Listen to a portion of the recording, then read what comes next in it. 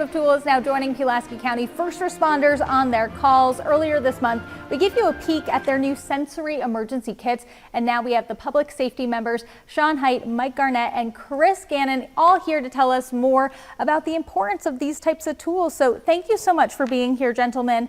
It's nice to have you in our studio. Good to be here. Thank you. Yeah. Okay, so Sean, I want to start with you because it has been a crazy several days for all first responders really across our region, but especially in Pulaski. Talk to me about how are you all feeling today, and how is the community doing in this aftermath of Helene? The community's doing pretty well. We've had a long weekend. Yes. And a lot of work being done, a lot of good solid work by first responders. We've switched over from the response stage now to the recovery phase, and so that's kind of where our efforts are focused right now. Just getting folks back into their homes and cleaning up debris. There's a lot of debris in the lake and things like that. So a lot of work yet to be done, but a lot of resilience from the community citizens, and then from our responder community as well. Everybody's done a fantastic job up to this point. Absolutely. Well, thank you so much for being there and answering the calls for everybody during this very scary weekend.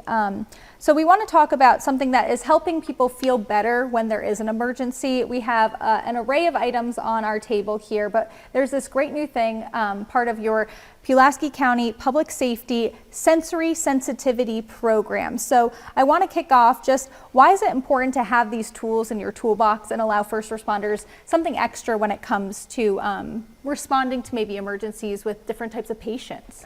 Well, one of the big things that we have found is that, with the needs assessment, we've done with our providers, is that when patients are in crisis, like it's a major traumatic event or like some sort of emergency, there are many different reactions, and one of the big ones that we've noticed is like overstimulation, or patients that may have a sensory sensitivity, neurodivergent event, something like that.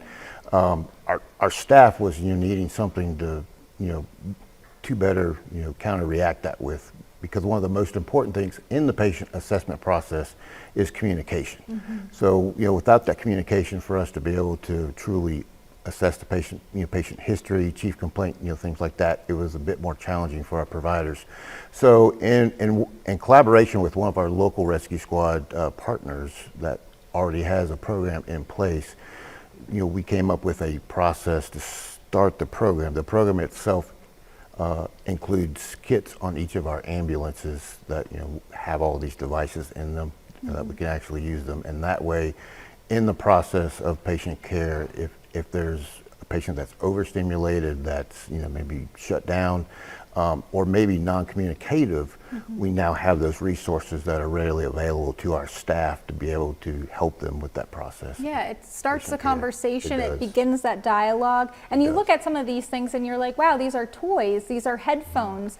Talk to me about the items and why you all chose some of these things. Is there a strategy in mind when it comes to this? Yeah, sometimes with patients with sensitivity disorders or sensitivities, what we would do is like the headphones are noise canceling headphones. So usually in an emergent event, it's pretty noisy because you got lights, sirens, a lot of people talking.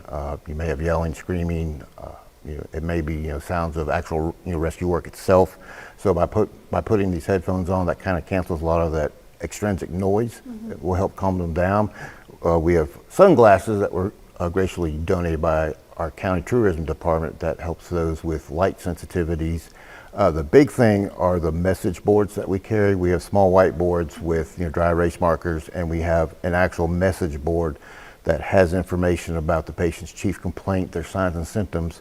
And by those patients that are non-communicative, we can actually have these resources readily available for our staff to be able to present to the patient, to be able to communicate with the patient. We have task toys, which are toys that you have to perform a certain task that is like a distractor for some of our patients to help calm them down when they're and take them away from the chaos that might be around them too. Sean, I do want to talk to you about the idea of where did the support come from and the fact that this is a great kind of collaboration.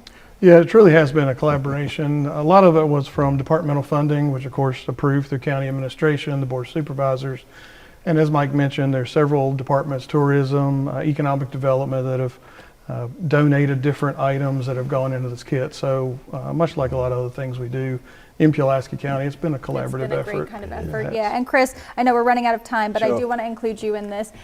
When we look at what's next, I know you provide your own sort of public service here in the community. What is next for Pulaski County, and what do you hope to see? Well, the ambition of the county is to increase population to 40,000 people by the year 2030. And in order to support that, we're looking for a next level rural community with emergency services that are capable and driving, change to help us get there.